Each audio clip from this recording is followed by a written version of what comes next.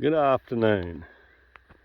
It's Shane here, Kumbartcho at Kilkeven. And this afternoon I'm out, I've got Cass with me.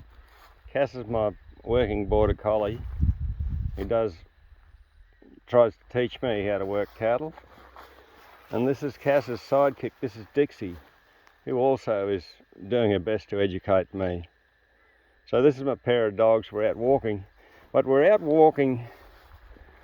You'll see I've got an area here, I've done some slashing and I've got a couple of lines here that I haven't slashed. But inside of these lines is the gold, a little casuarina tree. Here's a tipuana, a racehorse tree. It's another tree, a citrus tree down a bag. Here's another little casuarina tree. There's another thing of some sort. I'm not sure what that tree is.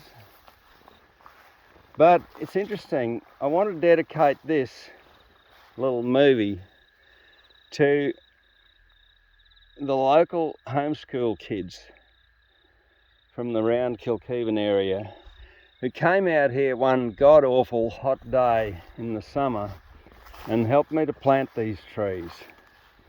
There's another tipuana down this one here and another casuarina. But those kids came out here and their mums and really put in to help me to plant these trees. Another casuarina. And you can see we're working in a treeless landscape. We're working in an absolutely treeless landscape. Like, how would you like to be a cow out here in the middle of the hot summer with no trees to get under, no shade? And look at this, here's another casuarina. People wonder why that I plant casuarinas in this treeless landscape. Well, I guess what I'm seeing, if I listen to my landscape, the casuarinas are telling me that this landscape needs casuarinas. And why does this landscape need a casuarina? Well, let's have a look at the form of this tree. Let's just have a look at the form. Look at those leaves, those fine needle-like leaves. And they've got all these little joints in them as they go up.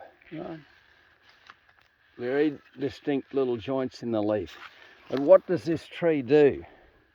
One of the things this tree does is it activates a nitrogen cycle in the landscape. The other thing it does is it activates the silica process in the landscape. And if that wasn't enough, the casuarina tree activates the fungal activity in the landscape.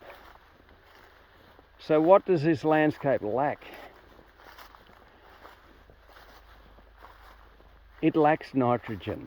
The nitrogen cycle is stalled out. Look at this casuarina. You know, what you'll notice along here as they go along is the casuarinas are up, poking their heads out the top of the grass. Most of the other trees are still down in the bags, right? Quite a difference in the growth. Yeah, so the casuarina, the form of the casuarina leaf, those fine needly leaves, when we get things with needle leaves or spikes on them, they collect dew. They're the most efficient collectors of dew in the landscape. So the casuarina tree in this landscape is activating the small water cycle. So it's capturing that water that evaporates during the day, it's capturing it overnight and bringing it back to the landscape. Here's a tree that's doing quite well. This guy's a black bean. But that's the extent of the trees I planted with the homeschool kids. And I'm so grateful for the work they did here. And so, yeah, the casuarina is performing a lot of basic functions that this landscape needs right now to get it functioning again. A lot of the other trees, a bit, you know, it's a little bit early in the process for them to be here.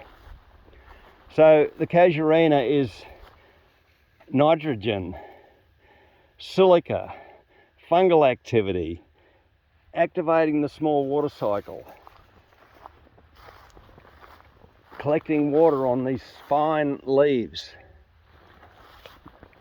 And the other tree that's doing probably standout job in here that I'm planting a lot of is the tipuana.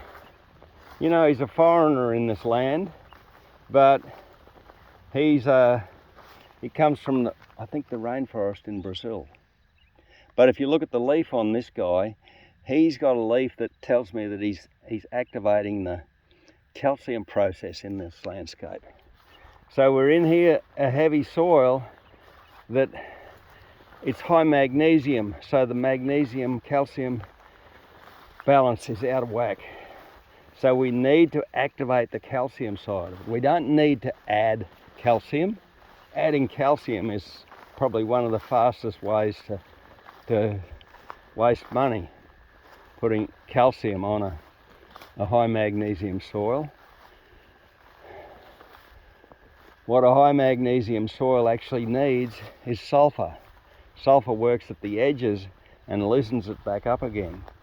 Here's one of these nice little tipuanas. He's out of the top of the bag. This guy's telling me that he's hit pay dirt and he's away.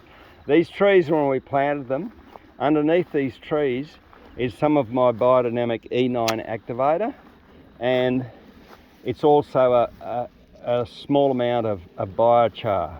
So charcoal that's been primed with a brew that I make out of the paunch of a cow. So when I kill a cow, all the guts goes into a 1,000 litre shuttle, and that melts down for a period of months. Again, it's got the biodynamic preparations in it too to help with the digestion and decomposition process. But yeah, I had to do this. I had to do this for the local homeschool kids. So just to recognise them for the wonderful work they've done here in being part of recreating this landscape. And that's a task for every one of us in our communities. If we want to turn around what's happened on this planet, the bigger droughts, the bigger dumps of rain, the bigger floods, you know, and the bigger fires, if we want to turn that cycle around, we've got the tools to do it. We know what needs to be done, and we all need to be part of it. So thanks to the local Kilkeven homeschool group. I really appreciate the work you've done. Bye-bye.